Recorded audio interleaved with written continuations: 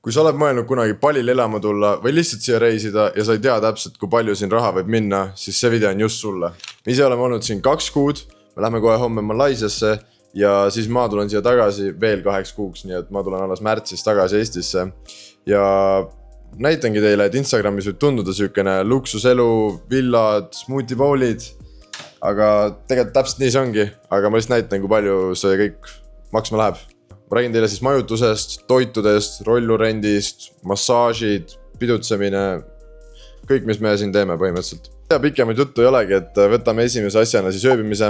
Me oleme hetkel reisinud siis 3-kesi, meil vahepeal oli 4. semu, siis ta läks ära, tuli uus semu, nii et nüüd me oleme praegu jälle 4-kesi, nädal aega siin villas olnud, aga kõige rohkem ikkagi oleme pigem 3-kesi olnud. Hetkel me oleme kuskil 6. villas, täpselt ei tea isegi, et vahepeal me isegi proovisime guesthouse'i ära, mis oli siis odavam. Muidu villadega me oleme kuskil arvestanud sükene 12 kuni 17 eurot öö näkku.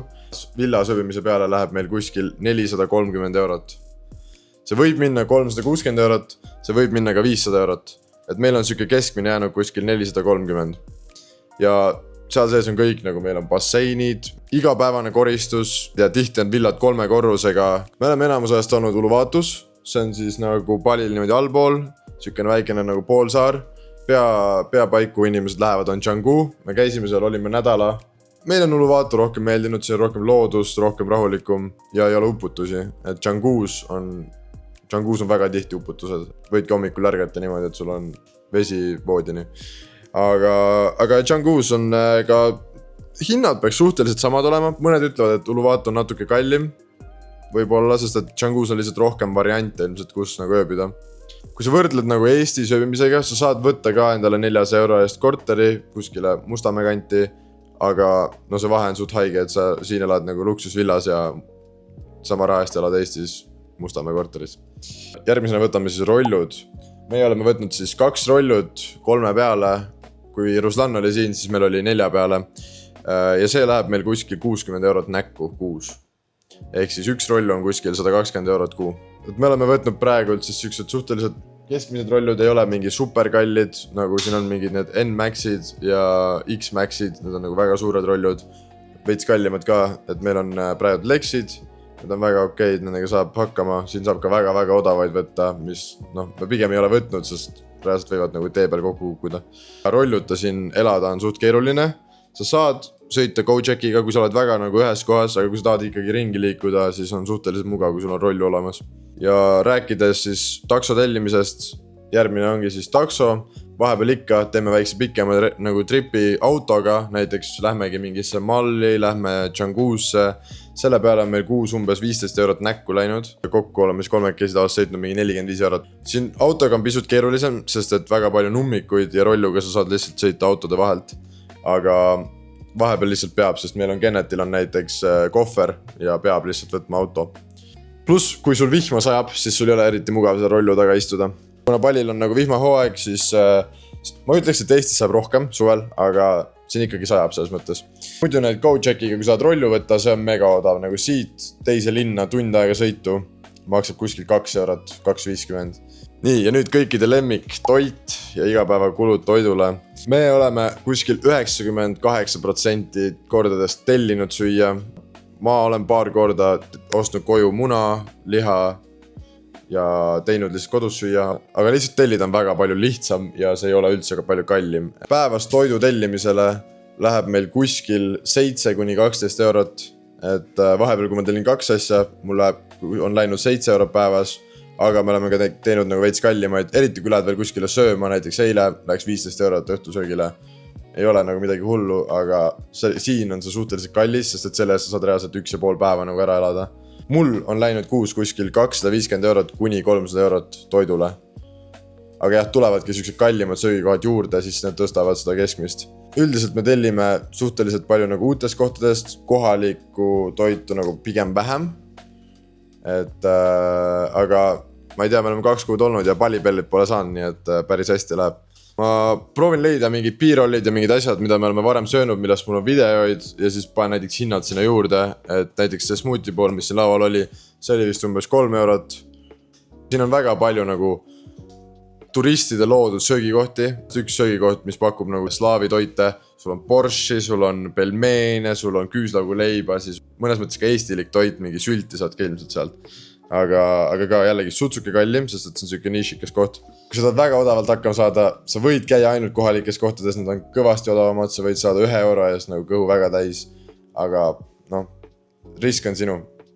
See risk on selline, et sa saad kas süüa nagu euro kord, mis võib-olla on safe, aga sa saad ka süüa nagu mingi 20 senti kord. Ja siis on risk päris suur. Mul see mu Oskar, kes elab siin ja töötab, ta näiteks ütles, et ta teeb ise iga päev süüa kodus. Ja ta suutis 1 kuu näiteks hakkama saada mingi 83 euroga. Ta ostiski muna, kana, sükest värki ja sai hakkama. Me oleme lihtsalt pisut laisad. Liigume siit edasi siis pesu pesemise juurde. Selles villas, kus me praegu oleme, siin on isegi pesumasin olemas, aga me ei ole seda kordagi kasutanud. See on mega odav siin, kõik koguvad oma mustad asjad kokku, viskame kotti. Tänavalt leiad väga palju, ma arvan, sa pead sõitma maksimum 4 minutit, et leida üks laundry koht. Need näevad suht ketod välja, aga teevad väga hästi oma töö ära.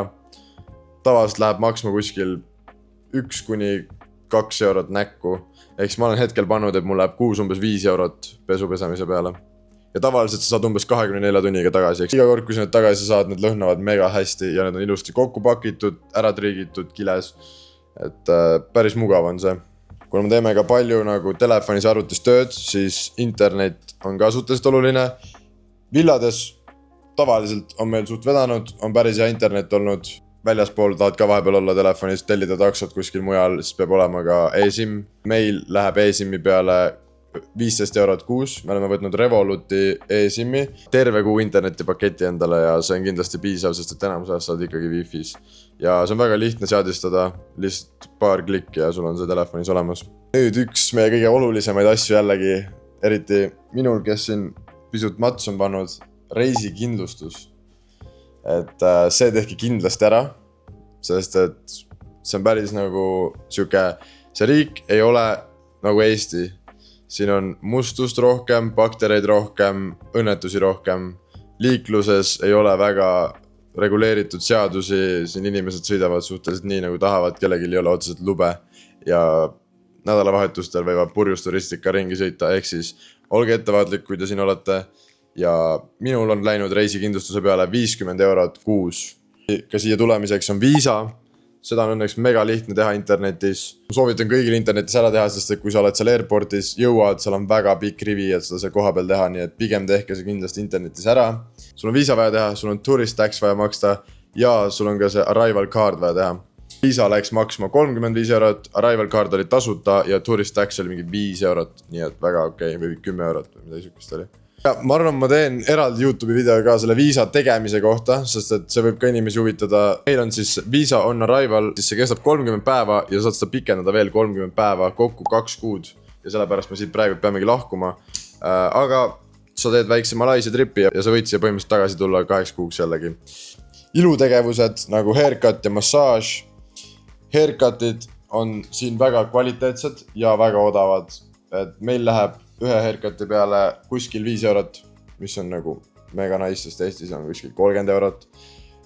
Ja massaaž on kuskil 10 eurot. Saab ka võib-olla veits odavamalt, veits kallimalt. Jalamassaažid on veel odavamad, aga väga normaalne tund aega, üliprofessionaalne massaaž ja 10 eurost sa ei leia Eestis mitte kuskil. Siis, mida me veel siin palil üldse teeme, tegevuste peale läheb meil kuskil 60 eurot kuus. See ka veits nagu oleneb, mida sa teed, aga näiteks surf, meil läheb kuskil 5 eurot surfilaua rent kas või terveks päevaks, mis on nagu väga okei. Templi külastus ei maksnud, aga koskade juurde minek maksis natukene. Et sellised väiksed asjad nagu mingid tripid ubudis, mingid väiksed piletid, et see läheb kuus kokku umbes 60 eurot. Võib ka palju vähem minna. Nagu võib ka väga-väga palju rohkem minna. Meie ilmselt kõige kallim asi oli rafting. 40 eurot umbes läks rafting maksma, seal sai võtta veel ATV selle sõidu. ATV sõit oleks olnud veel mingi 50 eurot juurde. Ehk siis, kui sa tahad, sa võid siin spendida suht korralikult. Tihti käime ka padelis, golf, on ka lõbustuspark ja siin on ka veepark, kus me käisime ka.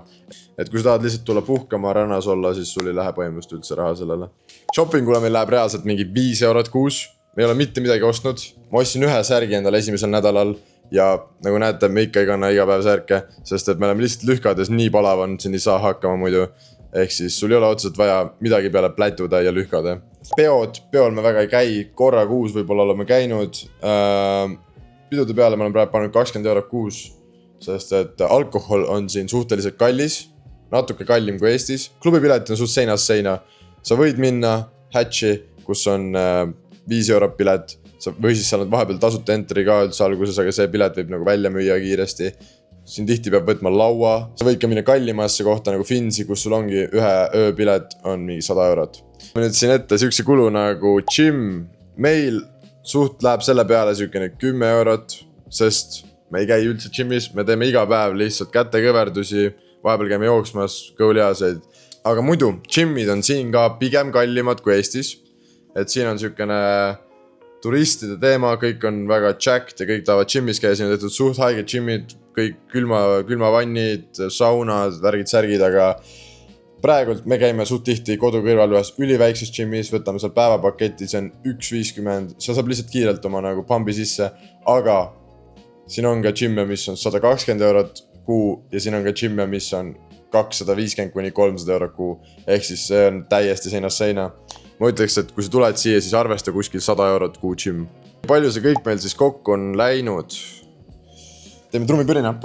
Meie kuu budgetiks on siis kuskil 970 € kuni 1020 €, ehk siis keskmiselt 1000 € läheb sul kuus pallil, mis on tegelikult väga okei, võrreldes nagu mis elu sa siin saad elada, sa saad käia massaažis, sa oled villas, sa käid rannas, sul on enda roller, sul on kõik, mis sa tahad, sa tellid iga päev süüa, ehk siis ma ütleks, et see elu on väga väärt seda siin. Ma tean, et hinnad on väga palju tõusnud siin pallil, paar aastat tagasi sai siin elada veel odavamalt ja võib-olla paari aasta pärast on siin pisut kallim.